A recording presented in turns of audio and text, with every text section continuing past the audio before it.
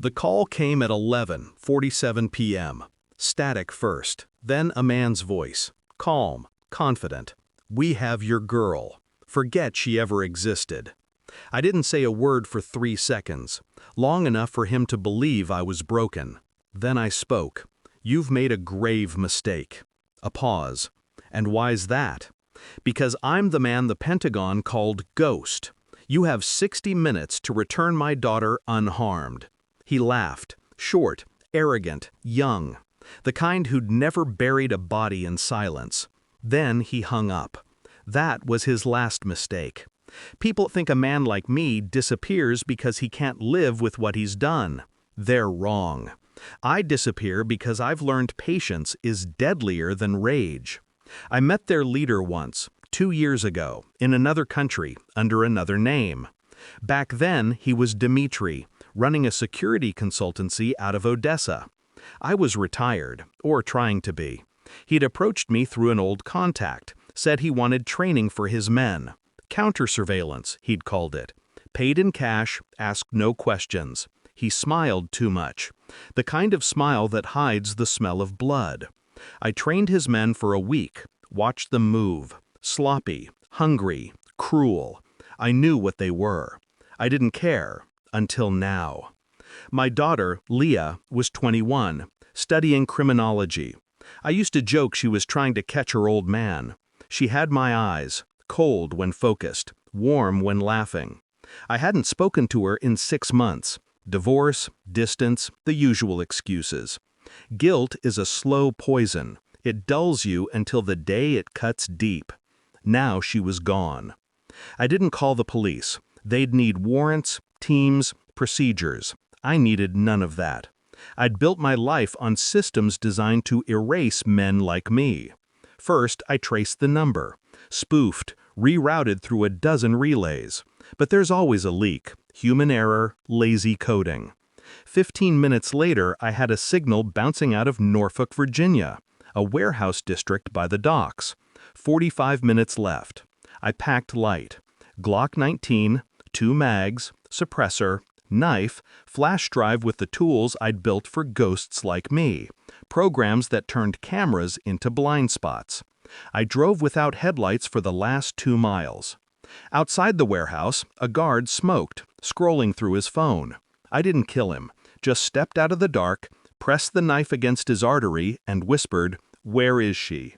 He stuttered coordinates, trembling. I thanked him.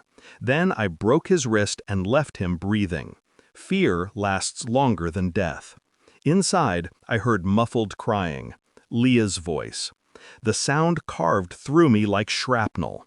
I took down 2 men near the entrance, clean, silent, one with a choke, one with a blade. The third I let live long enough to answer questions. He tried bravado, said Dmitry had already sold the merchandise. I asked if my daughter was part of that merchandise. He smiled. I made sure that was the last thing he ever did. I found her in a locked room, duct tape on her wrists, blood on her lip. When she saw me, she didn't scream. She just whispered, "Dad?" That word broke something inside me. Not sadness, resolve. She was safe, but I wasn't done. I told her to wait in the car, not to look back. She did as I said, always did, even as a child. Then I went hunting. Dmitry was upstairs, in an office lined with stolen passports and plastic cash bundles. He didn't even look surprised when I walked in. "You came," he said. "Didn't think you'd risk it. You shouldn't have taken what's mine." He shrugged, poured himself a drink. "Business, Ghost. That's all." I let him speak, let him feel the illusion of power. Then I showed him the flash drive. "That's your network," I said. "Every name, every transaction, every buyer. It's already uploading. You're bluffing. Try me." He lunged for the gun under his desk. I didn't stop him. I wanted him to feel like he had a chance. He didn't. 2 shots. One in his shoulder, one in his leg. He screamed. "You'll die for this," he spat. "No," I said. "You will. But not today." I left him bleeding, tied to his chair, as the building's fire alarms began to wail. The explosion would look accidental, gas leak, maybe electrical fault. I never cared for the details. I just made sure his files went public. Within hours, his entire network was ashes. When I drove Leah home, she asked me if I was angry. I told her no. Anger is for men who still believe in fairness. I believe in balance. The world took from me, I took back more. They'll call it revenge. I call it correction. She fell asleep against the window, her breath fogging the glass. For the first time in years, I felt something close to peace. I parked outside her mother's house and whispered, "You're safe now." She didn't wake. I walked away before dawn, disappearing into the gray light like smoke. Ghosts don't get happy endings.